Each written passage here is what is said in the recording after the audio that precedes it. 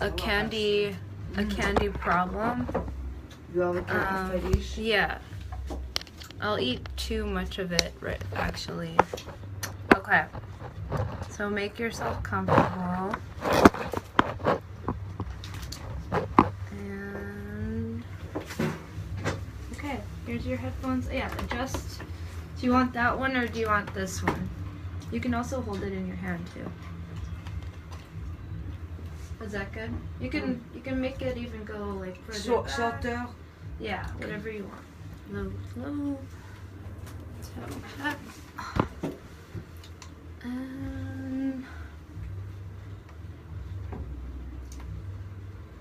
Okay.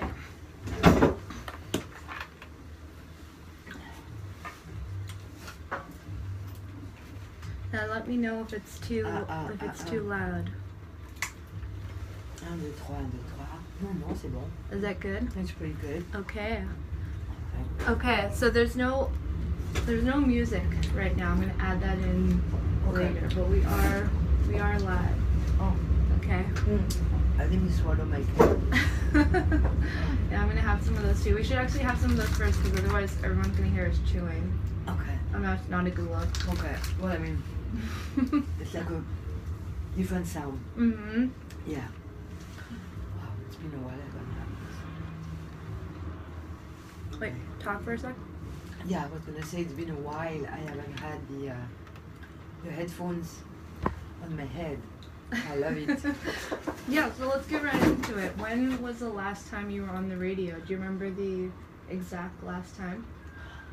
Well, since when I moved to New York, I was a reporter abroad. So that was probably 1986, 1987, which was kind of really late in my radio years, actually. So it was 1987 and you were in a studio? I was not in a studio then. I was in New York and I was reporting from my bedroom pretty much over the phone. But that's when, after I left Paris and my career. Did you know that was going to be your last show? No. What happened? What were the circumstances?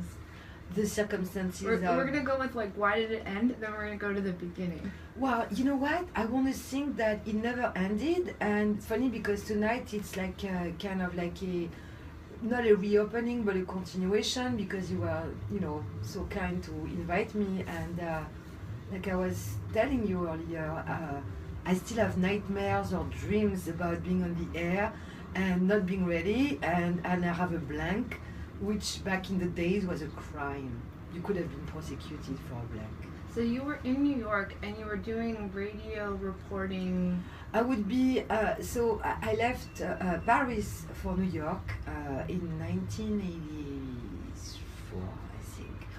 And I came here, I got married, I had a child. And so I was sought after by another radio to do some weekly reporting about the New York art scene mostly.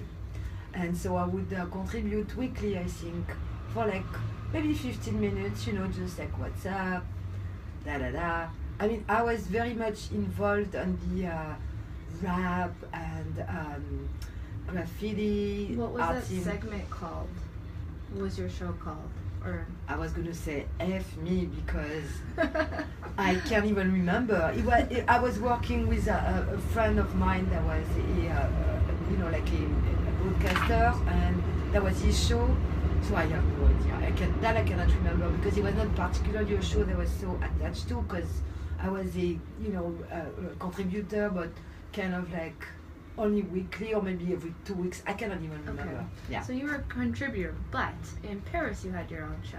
Yes. Okay. All right. So let's go back to the beginning. Yes. You grew up in Saint Tropez. I'm probably not even saying that right. How do I say it? No, I mean if you say that for people from it's called Saint Tropez.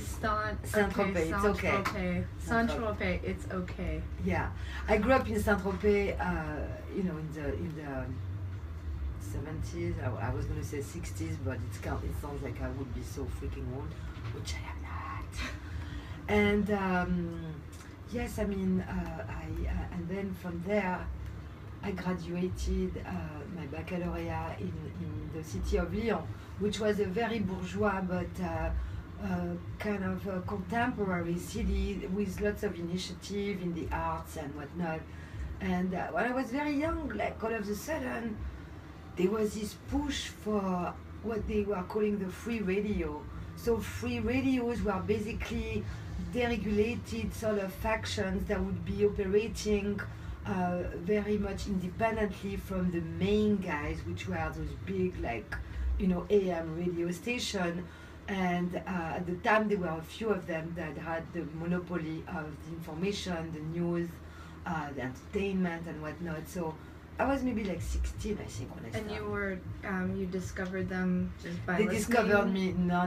I mean, I was part of a group. It's funny because when you ask me this question, I'm just like, damn, I was already on the scene. Because I remember how, I discovered radio literally just by having a radio as a kid and then dialing through and then kind of getting a little obsessed with it. So I'm wondering if that was part of it for you. Well, I mean, it's cute because you and I were not the same age, and back in the days when I grew up, you had very little access to media, in the sense that they were, when I grew up, I remember there was first only one TV channel in France. It was called TF1 for many years until I was maybe like 14, 15. Then there was like a second channel I did, and it was kind of the same thing for the radios. There were some very big radio stations. They had the monopoly. There was like Europe 1, that was the station I later went to work for, and then there was Radio Monte Carlo, and those stations had money, and they would be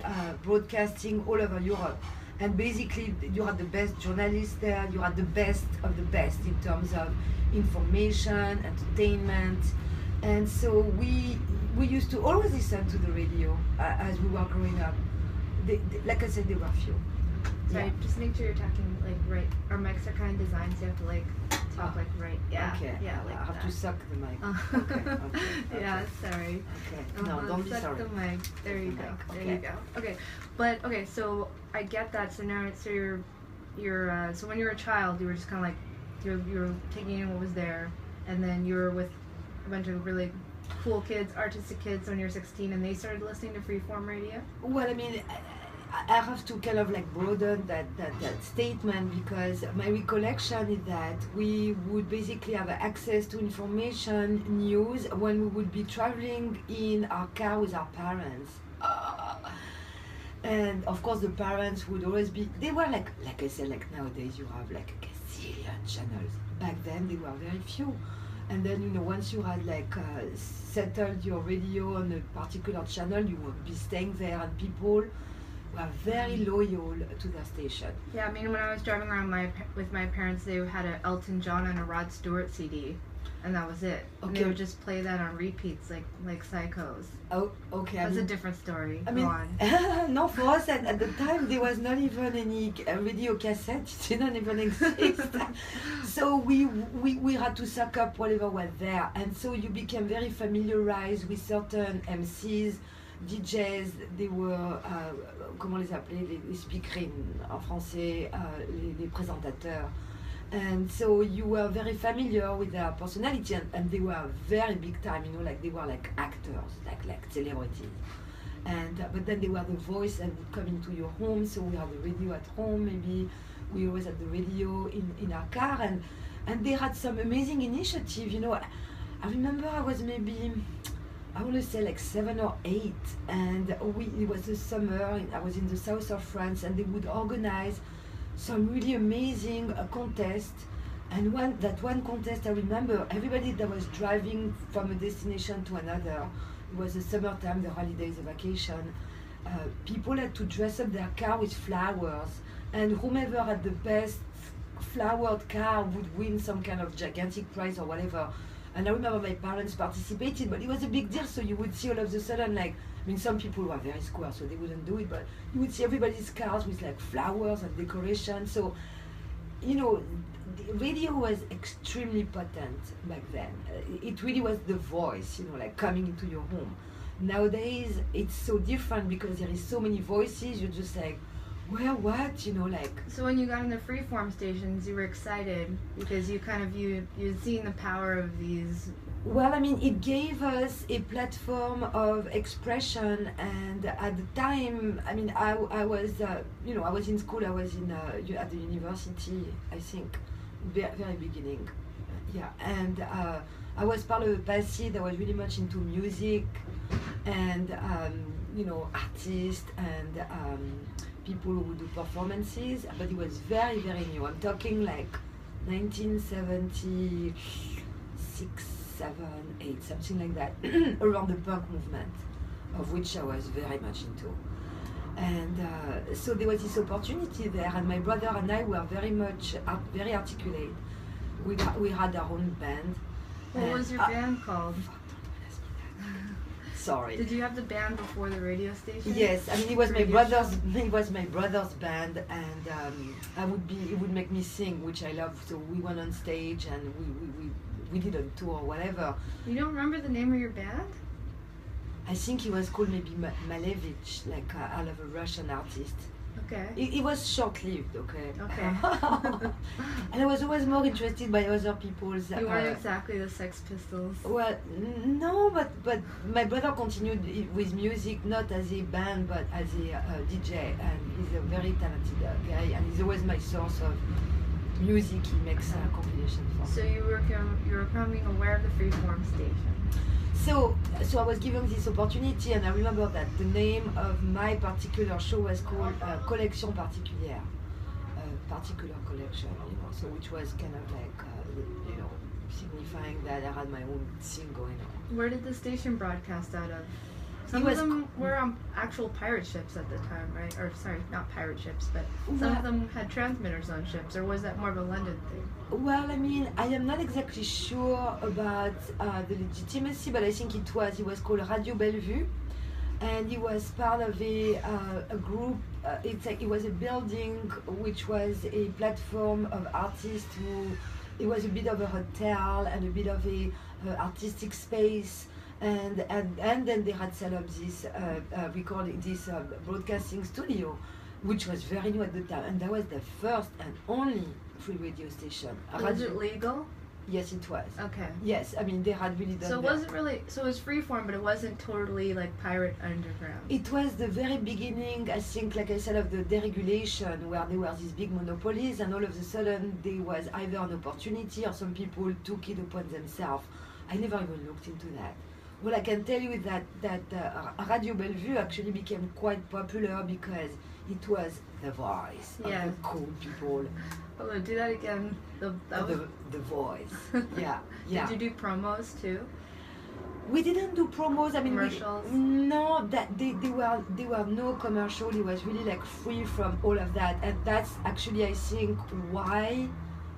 Those stations started to be created. I mean, that station, it's to promote like freedom of speech, artistic. It had more of an artistic content. But this was still in Saint-Tropez, not in Paris. No, it was not in Saint-Tropez. That was in Lyon. Oh, Lyon. Okay. Yeah. Okay. Yes, Lyon. How many times were you on the air? I was there for maybe a couple of years. And was it every week? It was a weekly. I think it was a weekly show. And I remember the first time I broadcasted. Oh my God, Sheri! I was very excited. I was young. I was 16 or 17. I can't remember. And I had prepared everything.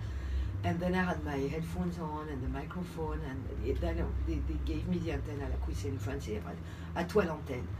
And then I had a complete blank. I was just like, I was so like, you know, it's like I fell into a hole. And of course, yeah, I mean, was it just you? Did you have guests when you were in this hole? I think I had a little passy of my good friends, you know, and then I had like someone that was, you know, like next to me that kind of, you know, pushed me to say something, and then after my first, you know, sentence, then finally like things came together. But it was, you know, I mean, I had never been on air. Mm-hmm. I had never had a microphone. I mean, yeah, maybe on stage, but it was different. Were you already, or were you a character? Well, I mean, I suppose you can say like I was both of them. I mean, I hadn't developed any character. I didn't know. It's like in hindsight now that you're asking me, I suppose that I kind of was, because I had lots of friends looking up to me for the way I dressed, or like what I thought about something, or what I did last night, or last afternoon, or whatever.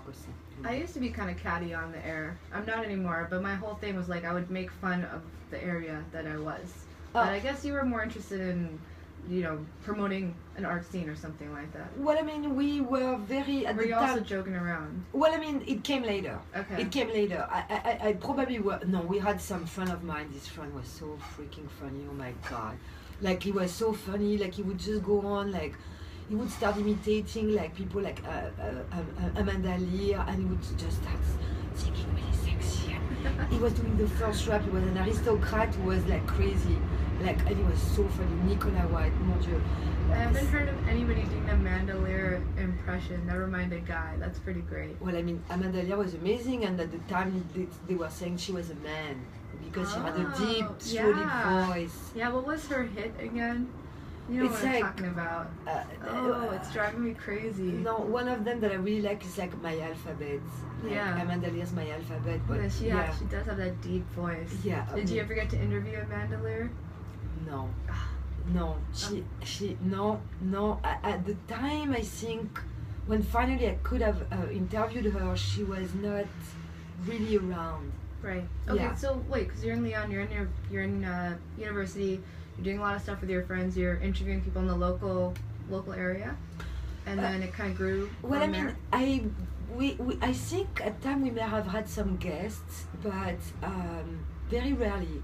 We would play our own playlist, and my thing was like all of the Yeye, the Jacques Dutronc, and Michel Polnareff, and which I adored, and the Brigitte Bardot, and all this sound that was already a bit dated back then, but that came back. It was like more like the vintage, like the dreamy sort of romantic and sexy and exciting kind of thing. What were the fans like at the time?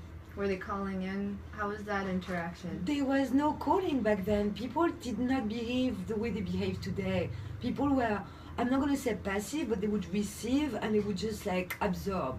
There was no really, it's not the interaction that you have today where people feel like they're empowered. No stalkers, nothing like that? Nah, I don't remember.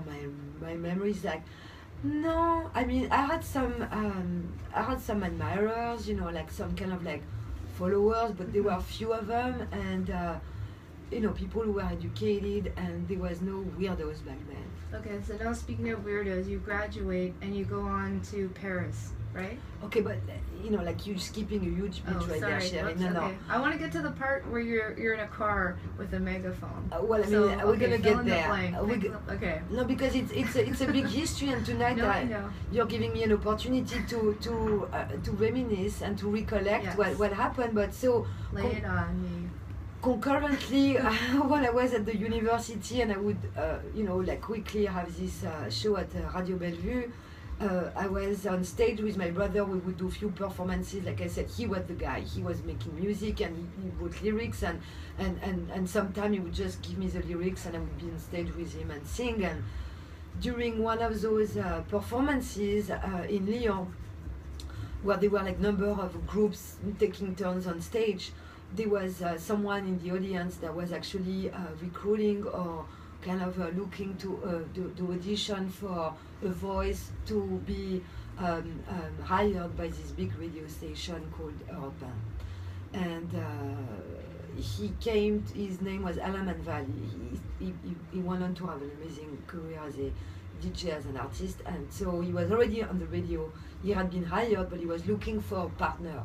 And so he went to all the locals, dive like concert halls, and looking at the talent. He wanted someone that he could understand, get along with a good voice. And so he pulled me after the concert with my brother, and he said, "Can I just record your voice?" And I was like, "Yes." And then a week later, I was called to go to Paris. So for us back then, big freaking deal. I mean, because Lyon was still la banlieue, the suburbs, even though being the second biggest city in France.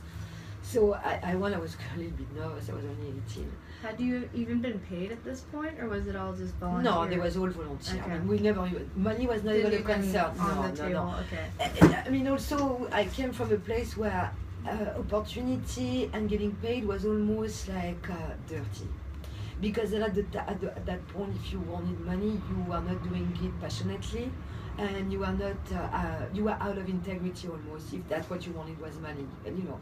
We had a lot of integrity. What we did was for the love of the sound, the product, the look. It was just like we had our own thing going on. So I went to Paris, and you know, I was very intimidating because I was just shoved in this gigantic studio on stage, you know, with like producers on one side and managers and directors and big, you know, people, and you know, they made me read a script. I think they made me, you know, almost like an actor, like read some lines with some intonations and whatnot. And then that was it. And then I went back home, and they called me, I think maybe like a couple of days later, they said, what was in the script? I forget. Oh, come on. Sheri, you're talking about something that happened 30-something years ago. Okay. I mean, come on, sweetie. Okay. Yeah. Don't make me tell my age. So you got the good news. Yeah. So I get the news that they wanted me as the partner of this, you know, talent called Alain Manval, and that particular initiative was due to the fact that those big monopoly radio were being threatened by the insurgents of these free radio stations who were doing whatever they wanted, and what started going into arenas that had never been touched before, such as the sexy broadcasting, you know, like the, you know, bizarre kind of genre, the interview of strange people, and they were gaining in popularity, those free radio. I call them free radio because en français c'était les radios libres. And so they start to feel threatened. They were like, gee, we're going to be losing our audience, and then we're going to be losing our advertisers, and there was millions and millions. So then they figured like, oh, let's just get some cool young people who are going to be just doing the same thing. So the first show I was given was the summer of 1980, I think. And so I moved to Paris, and we had this, it was a big radio station with like few floors, garage, cars, you know, like everything you wanted. It was just like, they had everything. It was just fantastic. It was just like rich, beautiful. And we were given a studio, an entire floor, that they had transformed into a beach because it was kind of the theme, so they brought in sand and decor. We had a little mini pool, we had like long chairs, and we were dressed, you know, accordingly. Then the press, then the radio invited the press to kind of say like, look what we are doing, we are super cool. And it's like, and then they called me, that's how I got my name at the time. My real name is Christine Carrier, so it starts with C and C. So that was given my initials as a name because it sounded more like radio, it was like CC, you know. And so, oh, wow, yeah, sorry, my phone was buzzing there, pocket. And so that's how I started. And so it was the weekend, we started with the weekend, basically broadcasting really cool music, kind of like punk, new wave, on this fake beach for like the whole afternoon of Saturday and Sunday. And of course it would be commercial, but then we'd have guests, you know. We had a really cool playlist, but at the time you had someone that was responsible for the playlist. You had a little bit of a say in the playlist, but it was like purely dictated by the director of the music department.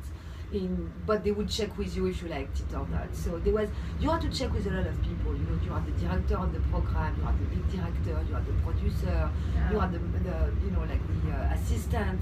We were a group. We would be like 10 Was it warm? Were you guys wearing bikinis the whole time? Yeah, but it was a studio with like AC and heat or whatever. Like, you know, we could even smoke at the time. I remember we used to smoke cigarettes all the time. That is so crazy. I just can't imagine this fake beach with a bunch of microphones around. Well, I mean, but it was, and you know, they spent money on this, but they wanted us to be comfortable so we could pretend that we were on a beach and super cool, and because we would basically be broadcasting to people that were traveling in the summer, like taking their vacation. So they would be going from, let's just say, like Normandy to the south of France. So people would be in their cars for like 10 hours easily.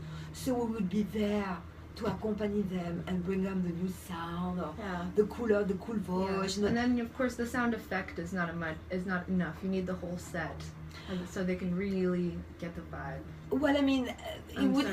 I know detail is amazing. Well, I mean, it would help us because that radio, my station, really wanted to transform their otherwise musty image. Yeah. And because the press had photographed us in the studio, and then it went out in major newspapers, and that we could talk about what we were doing, and that when our guests would come in, they would be like, oh, it's so funny, blah, blah, blah. It's a weird coincidence because I've had Circle in the Sand by the Bangles in my head all day. Well, you know, there is no like, that's the way it goes. It's a universe. It goes round and round. It's like we're sharing, you know. Yeah, okay, common wow. theme, So you're doing the fake beach, and that must have been dream job. Oh, it was. Wow. It was. Yeah. I was paid so well. I only had to work at the time when I started like 2 afternoons a week. And then I was making more money than I'm making now today. And then also because my voice was, I suppose, potent and recognized. For some reason my voice was very well accepted. Then all of a sudden I was sought after by the to do voiceovers for commercials on TV, and as well I was the voice of Lui magazine, which is the French Playboy magazine. So I would be talking like and cette semaine dans Lui magazine, you know, whatever, like what can I say? Oh, Anna Nicole Smith in all of her glory. She was one of my favorite, Anna Nicole. God bless her. Yeah. Yeah. Wow. Okay. Wow. Okay. How did they change the set, or was So we kept the set. I think for maybe a few months, like for 5 months, and then, you know, according the season, then we went into a different studio where we basically, you know, would be having more guests and play more music in kind of a different format, but we had kind of like launched our Was it like duo. a ski lodge this time? No, it was just a studio. Okay. We dropped the props Right. after a while, and you know, it was kind of like important because it kind of signified to the members of the radio where we were working, that was, like I said, very square, that we had passed a certain threshold and we were entering a new era. So even for people that were working there, that had been there, I remember people used to come by our studio. It was a huge studio with the glass doors like this, and they would just stop and stare, and they would just watch us, and they would be like, oh my God, there we are now, it's a different kind of radio. And there were lots of celebrities back then who would be coming as well. So they would be entertained by that. They would be like, oh, it's cool, you know. And yeah, I suppose it was really time for change back then, yeah. And you also had, you were telling me, you had a mobile studio too, so you would drive around. Was this with the same studio? Well, so that happened a little bit later. Okay. So in order to equalize and kind of be in par with those 3 radios that were kind of like raging and doing like crazy, like original things, the big thing at the time was like the sex thing that was starting to happen, where people were starting to talk about sex. Before it was never talked about. So all of a sudden they came to see me, the direction, management, and they said, well, you know, we have this idea in mind, and we would like you to participate in this nighttime show, and it's going to be about interviewing people who their sexual fantasies, and when are you in? And I was already 21. I was like, yeah, I knew very, very little, but I was just always open. So I was like, yeah, okay. And then they paired me with a couple of gay guys. They were journalists. They were like very serious journalists actually, but people knew they were gay, so they just thought it was cool if they paired me with these 2 gay guys. That maybe they didn't know those 2 guys sounded so forced and not like you know, natural in their you know, entertaining and interviews, that they just didn't work out. So maybe a couple of weeks into the show, they removed the 2 guys and they left me alone. And so basically, I had someone to prepare the show with me. So we would have guests, sometimes celebrities, sometimes just real people that would come to the studio at 1 o'clock in the morning. Everything was live.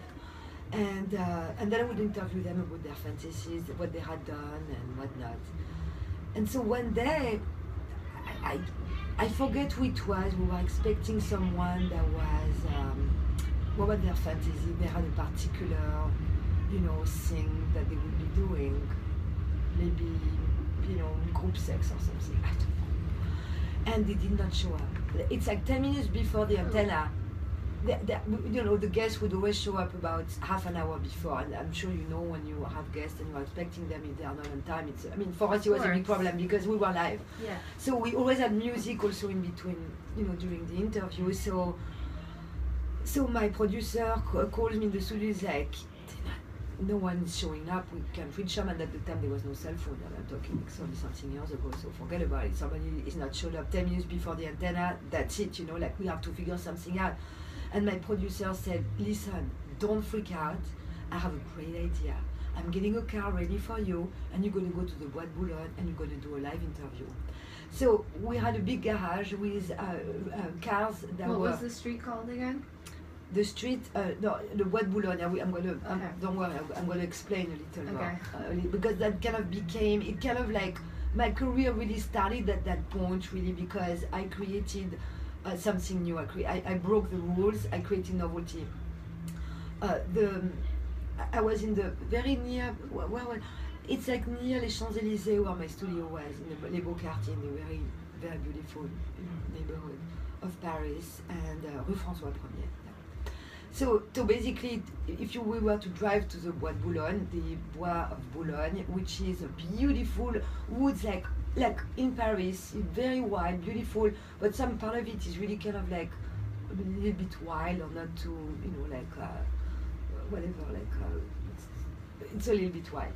But it was very well known for people there to go and meet other people and have, moments together. There were prostitutes, there were lots of transvestites over there, and it was a great place for what I heard. I didn't know, I had never gone before, for people to kind of like hide in the bush and do their thing. It's been exist for many, many years, and it still exists nowadays. And so I was like, okay, so they get me, the cars were always ready to leave because they sometimes would go and report on political events or an accident or whatever, so they were maybe like 20 cars equipped with the radio. Those cars were orange, I remember. They were mostly like Renaults or Peugeots, but they were very good cars, they would be able to broadcast from anywhere. With studios built inside. Studio built inside, absolutely. And it had the logo. Yeah, of course. Okay. Oh no, we were official. It was almost like if you had a police car on ambulance, it was official cars. When you saw those cars around, just like when you see those trucks or CNN, whatever, with a big satellite on them. So it was the same thing. So I ran into the garage, I got into the seat, and then we drove like really, really fast because at 1 a.m., there would be a short news flash with a journalist. It was another studio. I never saw them. I remember one of them became very famous after. And so the journalist would just do his little, 2 minutes like flash news, and then he would just be like, and maintenant vous allez retrouver CC. Bonjour CC, ça va? And I would be like, yes, I'm great, thank you so much. And then I'd be like, so what are you doing tonight? I was like, well, tonight actually we are going to the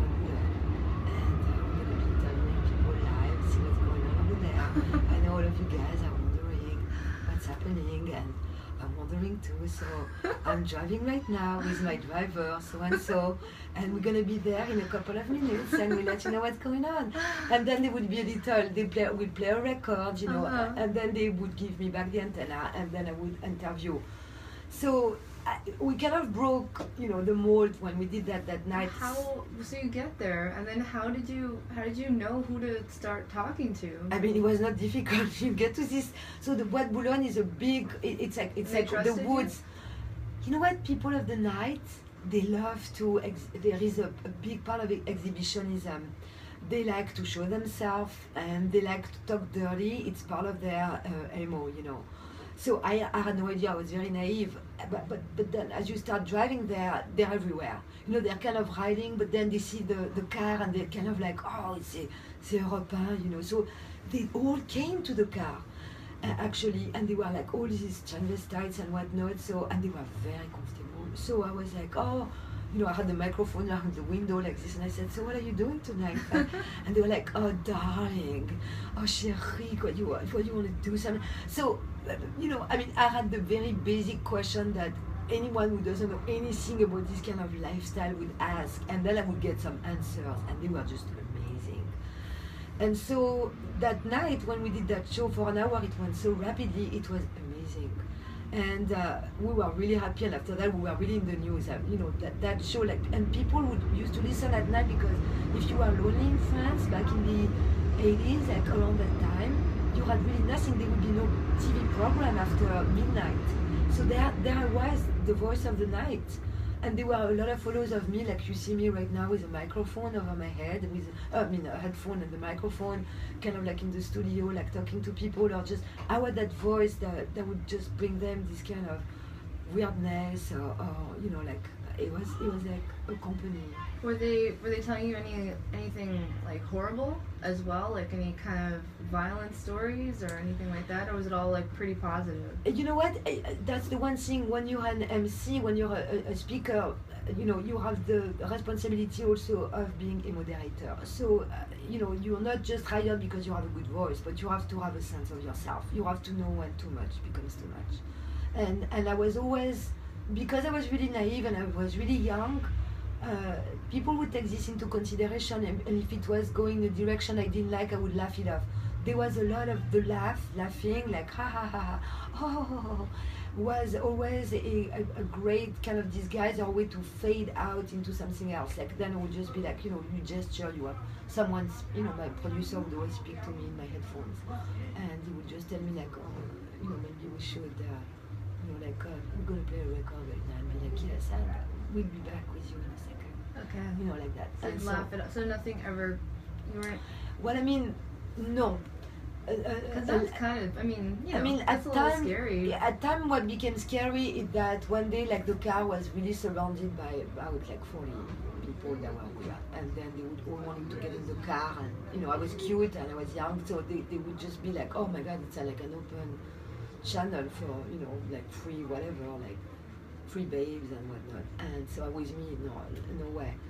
And then, you know, so I became all of a sudden the voice, not of transgression, but the voice that would report in the good bourgeois household of France what really was going on out there. And I was even surprised myself. I was like, huh? And then I did more things after that. I mean, it became like the thing that I became famous for. And it's not like I chose. It was a job. Were you going back there to that section? We went to different arenas, and then I became very popular in my own station. Like everybody wanted to spend time with me, and I became acquainted quite well with a very famous soccer journalist. Like, you know, you have those very famous like sports broadcaster on air or on TV, and you know their face and you know their voice.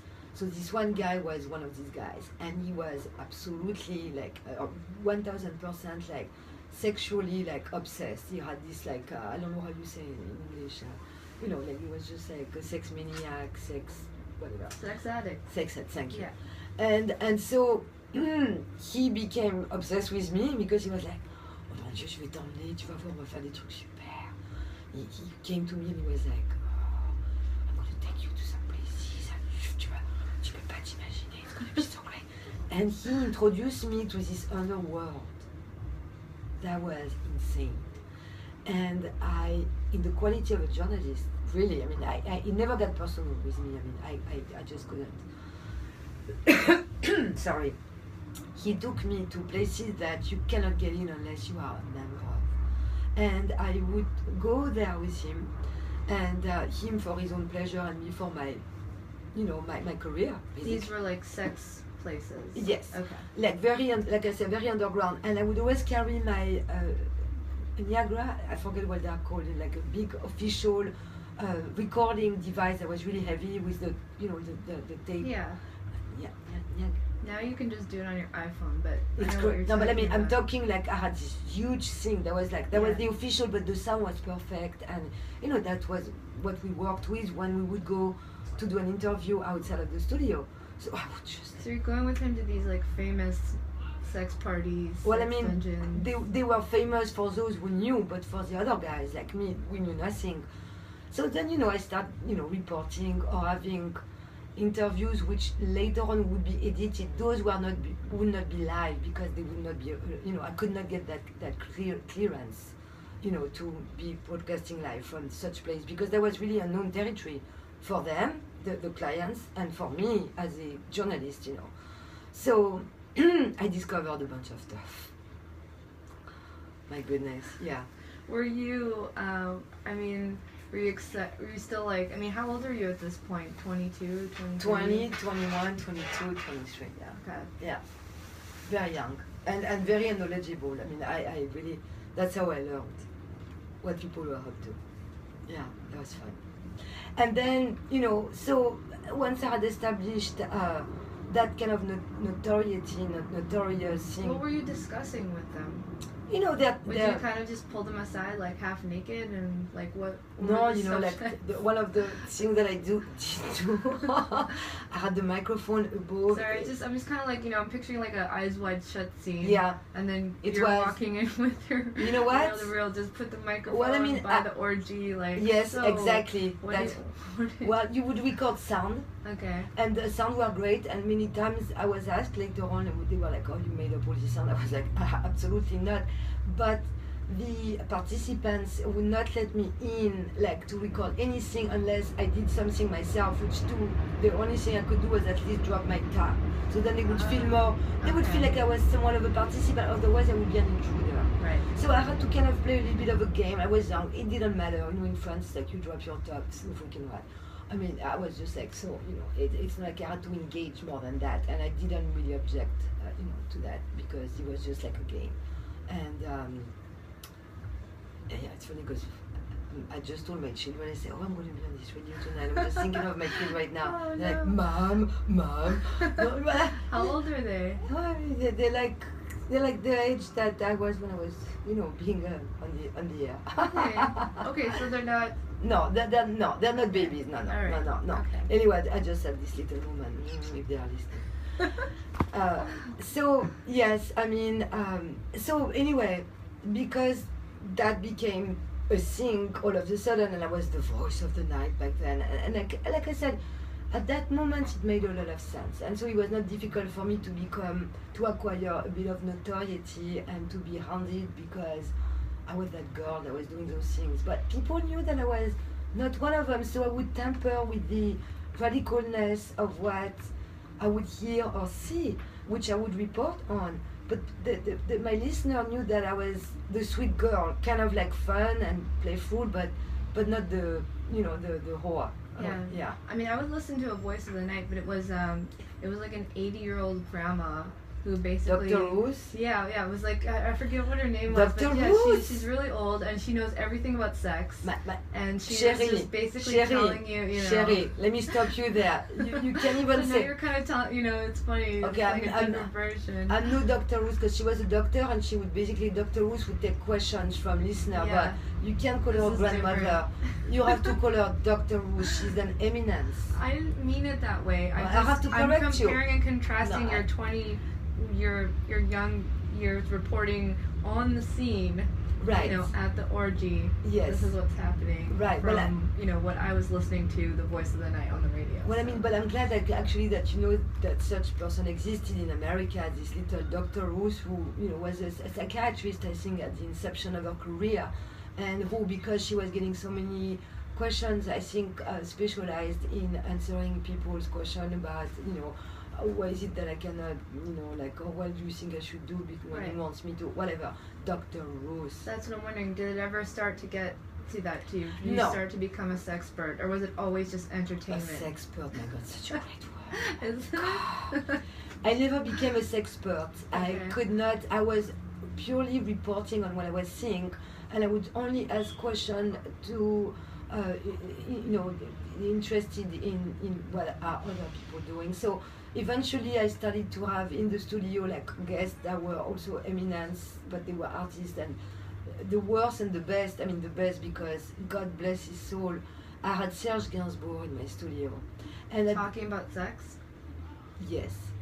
Wow. And at the time, if you had any personality, celebrity that you know you would interview, that would all be arranged, you know, beforehand, and you had to familiarize yourself with the celebrity. That was part of the work and of the job and my capacity. So I had to go listen to that. I had to go to Serge's house in Paris. Oh, you had to. I had to, and Oh. actually he came to What the a chore. studio. Yeah, really. And he came to the studio at the radio, Rue François Ier, and then we drove back to his house. He was very nice, very kind of shy and very like soft-spoken. And he gave me a tour. There was nobody but just he and I at the time, like within his house. He gave me a tour of his whole house, and you know, it was very nice. I was there with him like a couple of hours or so, I remember.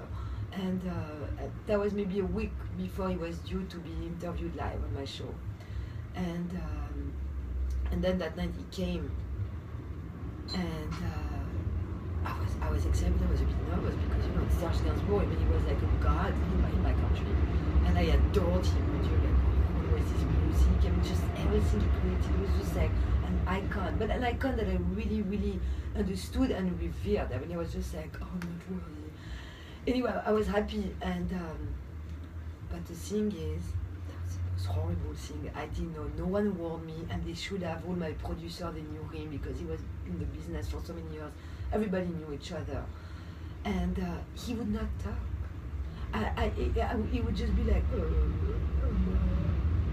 like, I hardly got anything out of him. So he would just be like, and then we kept playing music and music. That's, you know, we spoke about this earlier. I wish I had that, you know, that tape, which I know they have because, like I said, it's intellectual property, and all of this was like archived. Did you have questions about romance and sex written down? Not really. I used to go live. I may have written a couple of things, but I was always more of a. And he was just. Mom. He could not, and then what I was told afterward is that Serge Gainsbourg was extremely shy, and he could not speak or create or be, you know, performing unless he was drunk. And my station had a kitchen like loaded with fridge, loaded with champagne, and I was young. I didn't even drink or anything. I couldn't. I was not getting. You weren't high. having margaritas in the fake beach. No, absolutely not. No, I was never drinking. I everything was sober when I was young. Everything. And so, like a stupid idiot, I never thought about, you know, having. And my producer should have told me. So because he was sober, he just couldn't speak. He was shy. He was intimidated. So he was chain smoking, and not being able to. He was just like, I suppose he didn't know how to really position himself because, as a poet, and as an artist, maybe being put in this format for me to ask him, me being very young and him being much older, I suppose that kind of created a conflict within him. And you know what? I have not even thought about what happened until today. So that must have been kind of crushing, but at the same time, like, you're a professional, you're a celebrity in your own right, so you just you must have moved on to, the next one. Well, exactly. Well, you know, I had an hour with him. I mean, I had a little more time because, like I said, I went to his house. Was that your biggest? My biggest and my lowest. For me, yes, because I really, I just really wanted, you know, like him to break, you know, like, I don't know, like the ideas about how he was doing it, what he had ever done, or the idea about how we thought about him. But that was too personal at the same time. I prefer that he didn't say anything, I think. Yeah, keep him guessing. Yeah, really. Well, really. That's the thing is, wasn't this kind of taking some of the mystery out of sex for you, or I don't know, was it ever just kind of getting old after a while, or did you kind of like search for more and more hardcore situations to put yourself in? No, honestly, I was intrigued, and I didn't know it was this kind of world. I had never been privy of before. I never even wondered, or it was unknown to me. It kind of opened my eyes that you know, there is just very different birds out there, and you know, it's just like if you go into a science lab and you observe people doing different kind of like concoctions because they know how to mix this or that. I looked at it like that. For what I saw, and I was very strange, I discovered humanity at that point. Like I really didn't know. It had nothing to do with people that I saw, with beauty, with style. It was an inner calling. Really, it was for them. Was there any problem with AIDS or anything at this point? You know what? It was before it started. Okay. Yeah. Did that affect? Yes. Okay. Yes. After, like maybe a couple of years after that, there was the first cases, and I mean, I remember having some interviews with some gay guys, French, who had just come back from the States, and were talking about the back rooms, which I had no idea what it was. And in a way, sometimes for me it was difficult to hear what I heard, because I couldn't really comprehend it. And they were talking about like topics that were very foreign to me, and I was just I pretending I understood what they were talking about, but I had no idea. But they would actually, once they started to talk about what they liked or what they had seen, then there was their story, and I was only there to get them to tell their story. And right around this time, like those guys coming back from New York, that's when the first cases of AIDS, and they attributed it to this kind of backroom meetings in dark and guys exchanging with each other. And I don't know that it affected, but I think after a couple of years that I did that show, one was called Carré Blanc, and the other one Classe X, Classe X, well, I don't know the translation, but you understand, it's like restricted or whatever. That's what it meant. I think because it started to have this kind of, you know, those illnesses started to like come out, it became a little bit tentative to continue on, or at least we had same done. Way that you had been. Well, I mean, at least to my radio station in our politics, we had contended with the new generation, and we had done our contribution. Okay. That's what we had done. Let me just check the time here really quick. We're talking to... Time flies, right? I know, it's amazing. What was your official radio host name again? There was Alain Menval, but then I went on to work with Christian Morin, with Jean-Claude Brialy. Jean-Claude Brialy was very famous. He was a movie buff. Did you ever stop? So you just climbed on with the Queen of the Night talk and the sexuality journalism? Did you ever shift back to the arts? Well, I mean, I would have different shows than you know, when you were like you know, an element of the radio, you would be shifted to other times and slots. So I did like the weekend a couple of times. I did the early morning. There was a catastrophe for me. It was like the 5 a.m. It was so complex because you had a lot of jingles, a lot of commercials, and you had like. Why weren't you writing any of this down? You should have a book. True. I mean, you know, it's funny because life happens. And then I met my husband actually in the studio, my New York husband, and basically I left my career behind and I moved to New York. Really? Yeah. That's the end of the story. Well, I mean, at the time, you know, women, we would meet someone and would be love, and then you say we're going to create a family, and then it's like, oh, when you are from two different countries, one has to give, you know, and at the time I wondered. But then, you know, I moved on, and that's why I said when I moved to New York, I started to do a job as a correspondent, yes. And but then, like I said, life continued to happen, and I had my children, and you know. Wow. But you know, it's funny because I used to listen to Howard Stern, and that was my thing. Howard Stern. I still listen to him today. I think he's better now than he ever has been. He used to be. I concur. I absolutely concur. He's extremely smart. He's very sensitive, and his thing is that he's not jaded. Full circle. He totally came full circle, and he's the voice of sanity to me. This guy has so much honesty and integrity. It's a pleasure to listen to him. He doesn't have any agenda. He doesn't have to. His own agenda is like what what he likes to invite guests and whatnot, but that's what made me regret. You know, I was always kind of dreaming like, oh, I wish I would be, but Robin Givens is amazing. No, not Robin Givens. That's another name. Robin, his partner in crime. Robin Givens was Mike Tyson's first wife. Really? Robin Givens. I didn't know Robin was with Mike Tyson. Not this one. Oh. I said Robin Givens, but that's not her name. Her name is Robin, but not Givens. Robin Givens was Mike Tyson. Amazing. Yeah. Well, the next show is about to start right away. I think they're being very kind and giving us a little bit of extra time. It's really, you know, I don't know, like I said, I met you in your shop.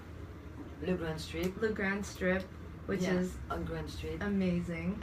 In Williamsburg. I've been going there on and off for years. I haven't really been able to afford to buy much, but I did buy a pink Escada suit. Oh my God, and the best suit. It is my suit. I've worn it to Vegas, California. I love that suit. I love your shop. I love what you do. And you know, I was telling you a little bit about the station, and then you kind of started going into it, and you got all fired up, and I just said, I have to talk to this woman. I need to know what's the story here. Strangely, for me, clothes is another alphabet, is another way of expressing oneself. Yeah. You tell stories with clothes, and you tell whichever story you want, but I mean, I'm very sure about my own stories. Mm-hmm. Every day I speak with my clothes, and it's loud enough. And when I say loud enough, style to me is very important. Yeah. And just like being on the radio, it's a continuation in another muted or sometimes not so muted palette. Well, I also it's funny because I just put a sequin vintage jacket that I had on Facebook Marketplace, and I brought a girl to the studio to buy it from me, and now she's listening to the station. And it was also kind of, you know, some sort of finding way to blend fashion and radio and do all this different stuff. You have to find ways that they work very well together. Yeah, I just had to have you in here, and I know we only kind of scratched the surface of what you did. We did. We're gonna have to do a little more because. But it was amazing. It's awesome talking to you. No, likewise. I'm really glad you invited me because you kind of brought back all these wonderful memories. Some of them good, some of them bad. Well, I mean, I'm sorry we don't have a fake beach. I mean, we can't. Really... Honestly, after a while, it became a bit boring. The fake beach? Well, I mean, yeah, because you know it was kind of like a little gimmicky, a little too gimmicky for me. You guys, come on, girls. Right, come on in. I know it's like the handing of the microphone. It is. All right. Ooh, it's toasty in here. This is the next show coming up. What are they up to on the next show? Yeah, why don't you guys let her know what you're up to? Oh yeah, we got Yum Cha coming up next. We both have had tacos today, and it's going to be an exciting hour in this room. We're going to have to keep the door open. What's your show about today? Today our show is about healing sounds and just good feels and creating positive vibes where they're much needed. There we she's go. Pretty much everywhere. That's the future. All right, thank you so much, and we'll post this later. Sheri, thank you. If you can dig up any clips, well, I mean, or maybe I'll just put a Serge Gainsbourg song in at the end. That would be good. All right, guys.